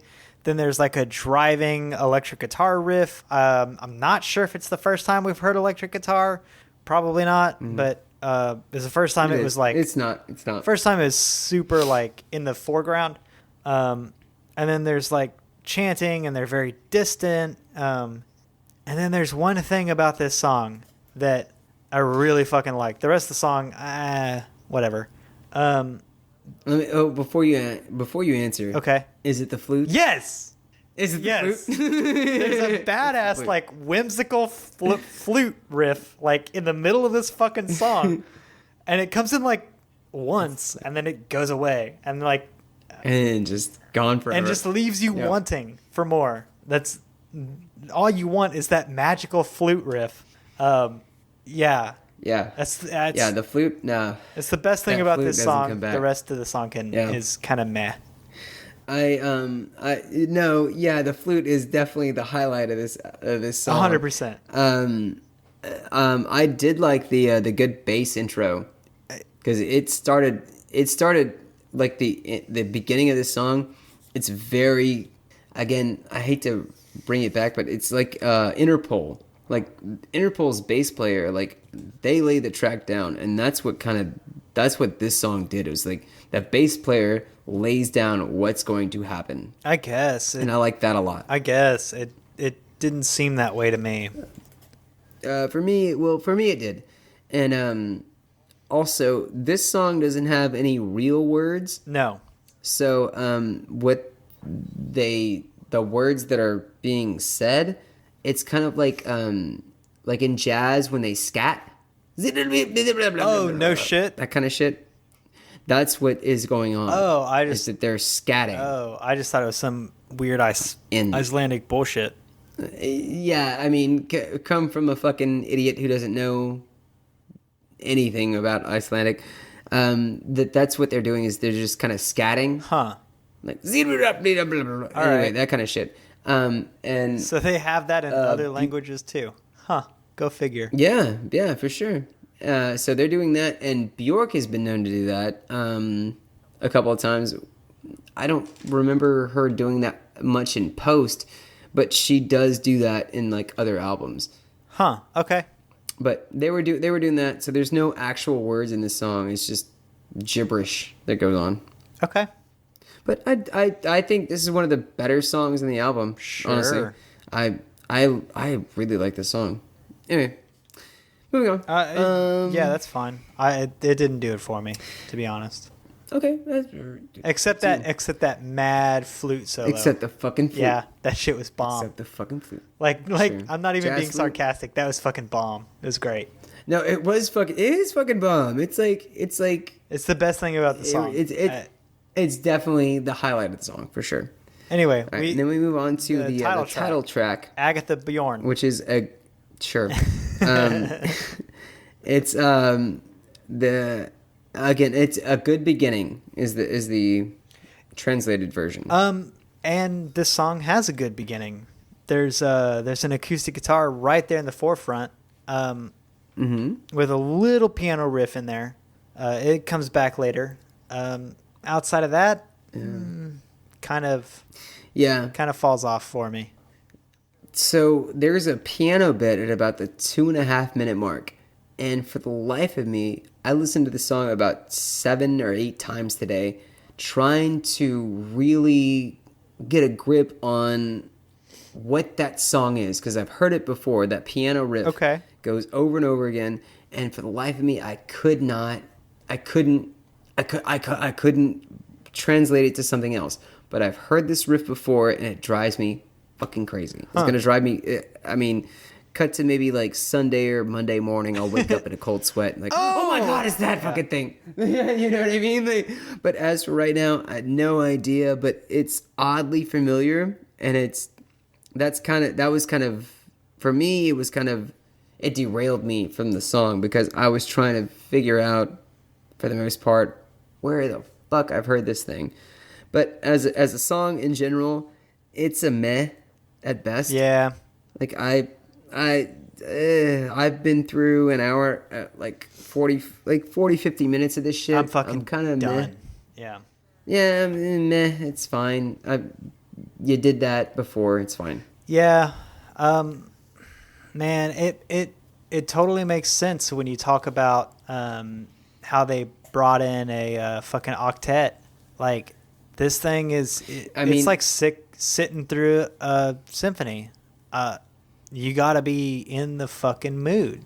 And to listen to this whole album all the way through, you gotta sit down and have the intention of listening to this whole album all the way through. Yes, I completely agree. You have to be in the mindset that this is going to be a slow-moving album, and you've got to want to listen to it. Yeah, like, honestly, I wish I still smoked weed for this album. I really do. Yeah.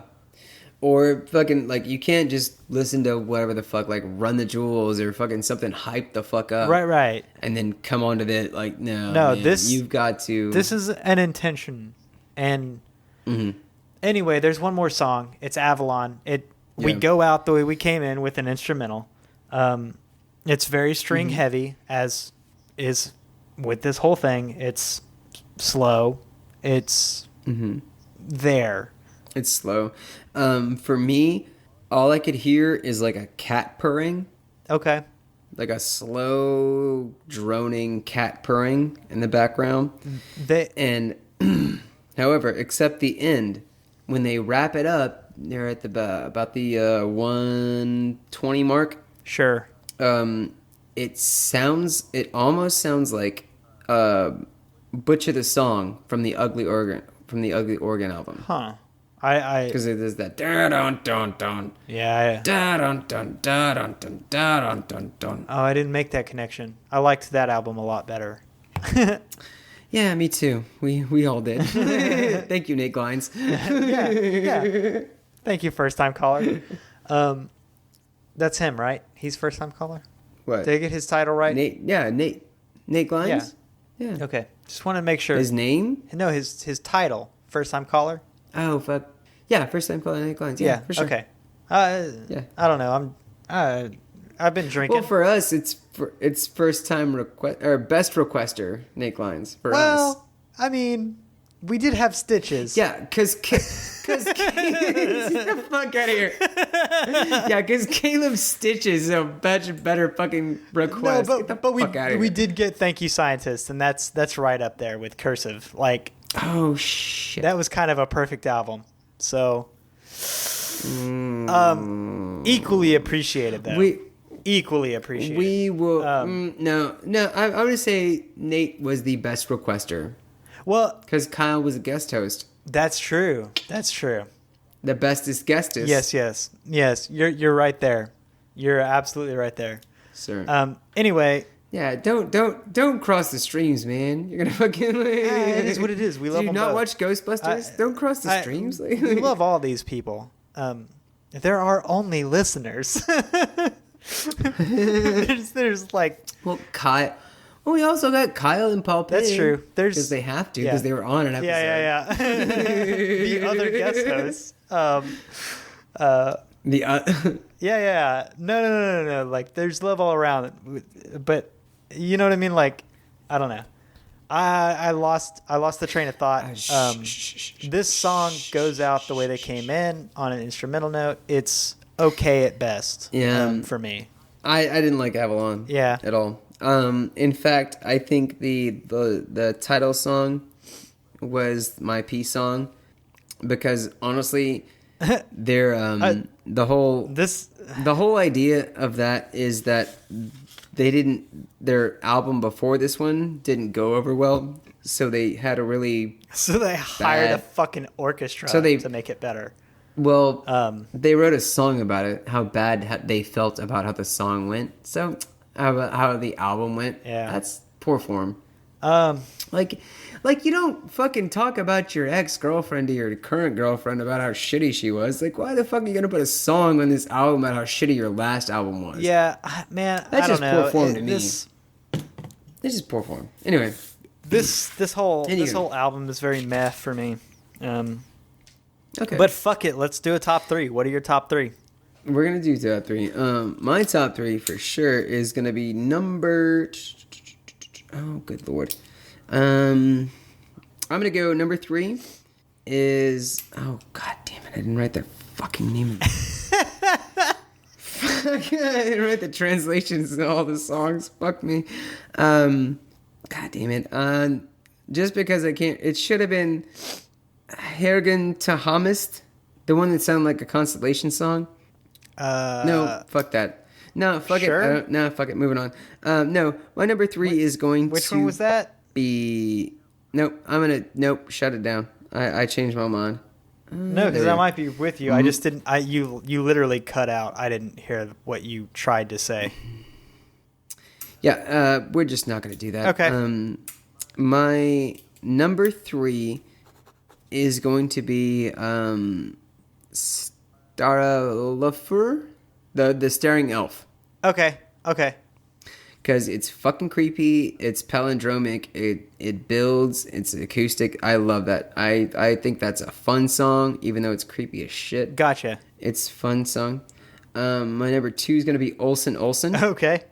And my number 1 is going to be New Batteries. All right. Or Nye Battery, whatever. All right. Anyway, yeah, where you at?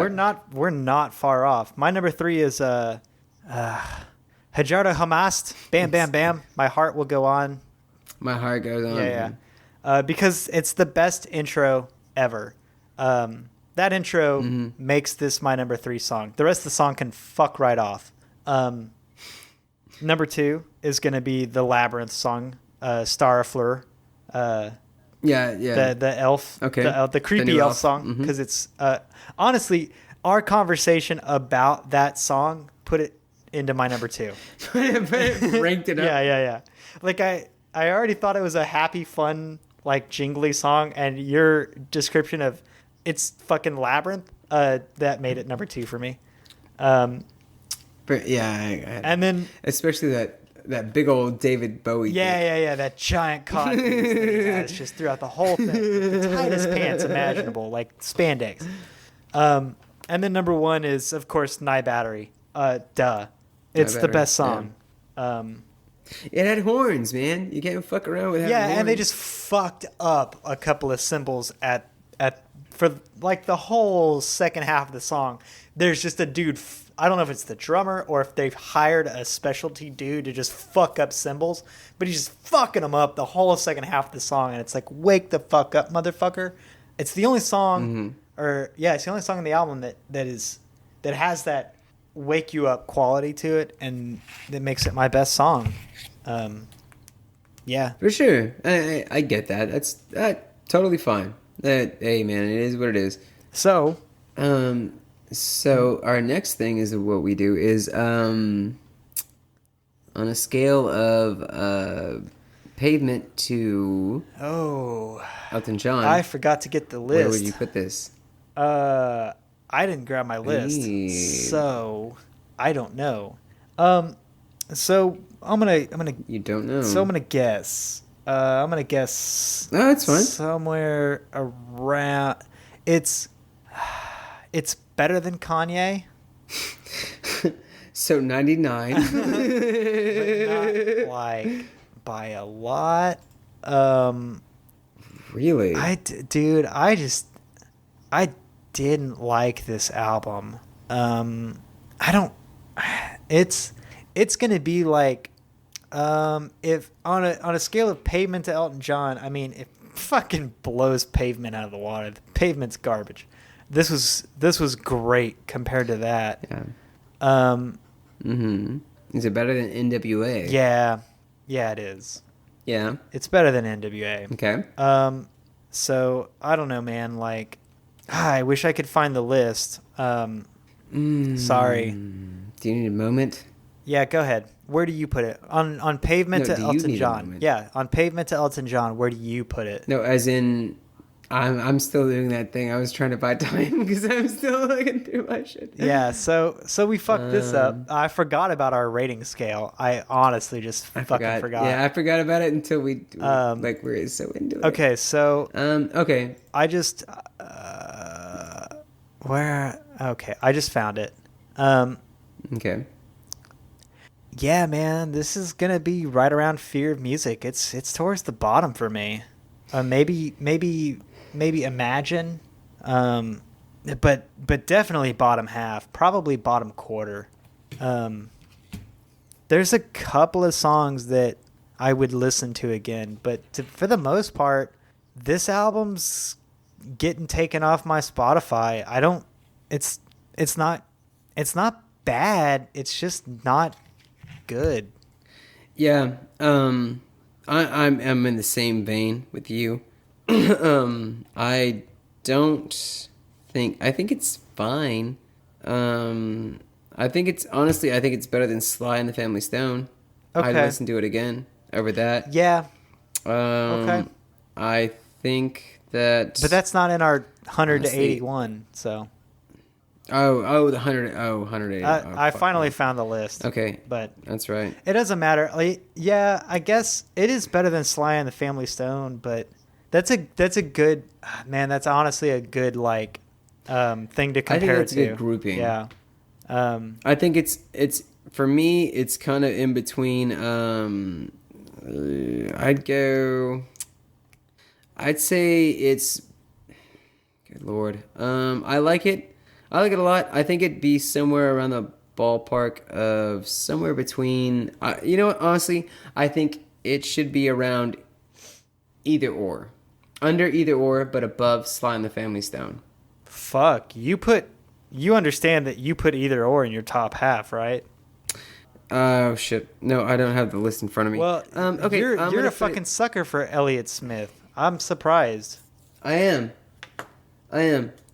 But this whole album for me is it honestly it feels like fucking feels like Interpol fucking made the album, 07 put the tracks down, and then Elliott Smith wrote the lyrics because it's all fucked up and weird. I'm gonna say It's all fucking- I'm gonna say John Lennon's Imagine and Fear of Music. Imagine? No, fuck Imagine. Well, Talking Heads, Fear of Music. I also don't have my goddamn. And John Lennon's Imagine are around.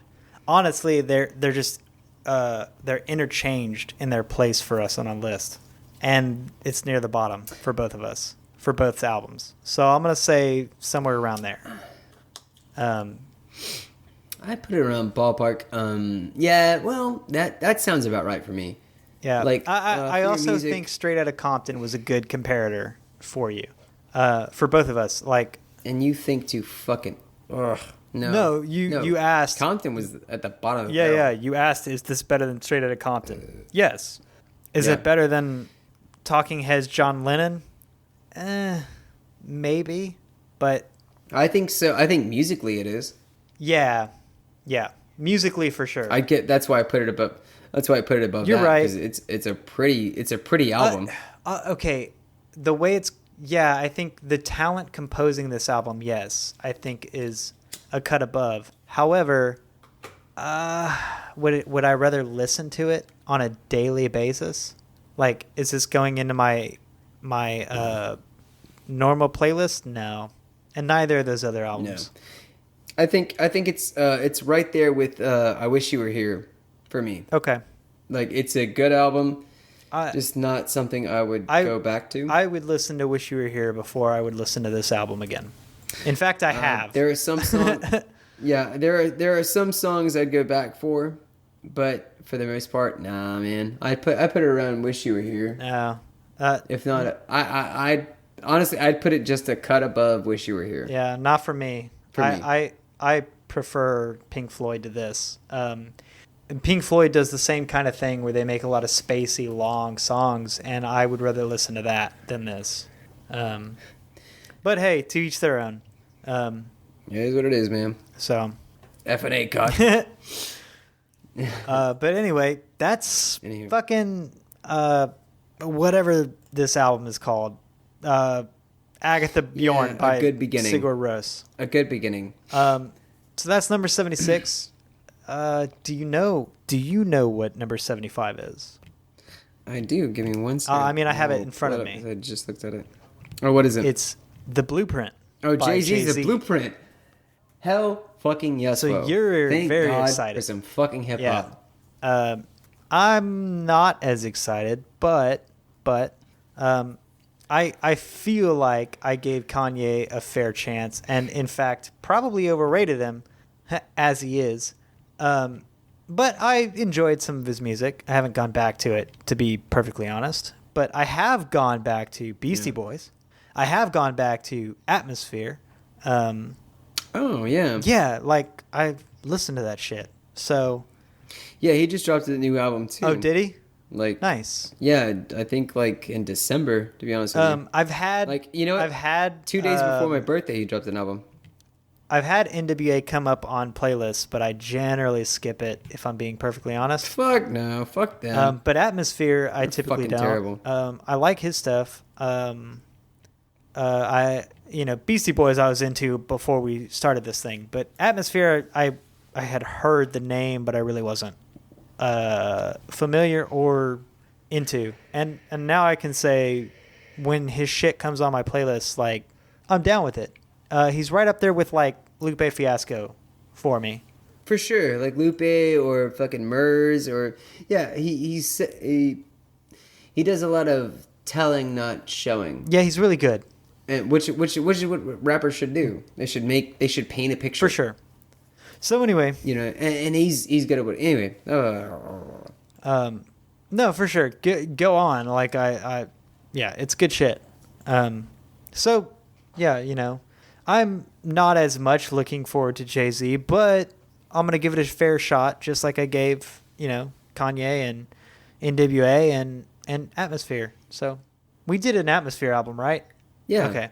We did shit. I Which wasn't one? sure if we actually talked about that on the air or if it was just something I listened to because you recommended. No, we did a fuck me Two-Step Timber. the one with the Anyway. nailed it. Yep, that's the one we did. Nailed it. Anyway, Jay-Z's The Blueprint's next. You got anything else, Bubba? No, man. Make sure your kids do fucking homework. That's not it. Fuck me. That's all I got. Purchase your electricity from green sources, because that's my job now. There you go. And it saves the You on planet, that? which is always a good thing. Thanks for listening, guys. We really do appreciate when you tune in. We really do appreciate when you suggest albums. Rate us, review us wherever you get your podcasts. We're on iTunes, Spotify, Stitcher, YouTube. I'm not sure if we're on any others, but whatever. Wherever you get your podcast. Reach out to us on Facebook. That's where you can interact, and we'll message back. So just like Caleb and Kyle and Nate and if I'm missing anybody, sorry. There's like only a few people we talk to. Mr. Paul Pig. Mr. Paul Pig. Yeah, all y'all are great. Reach out to us. We'll get back in touch. We know we've been off the air for a while. Hopefully this will be regular again. Like twice a month again. But anyway, We'll get back on this and make sure you get your bi-monthly dose. yeah.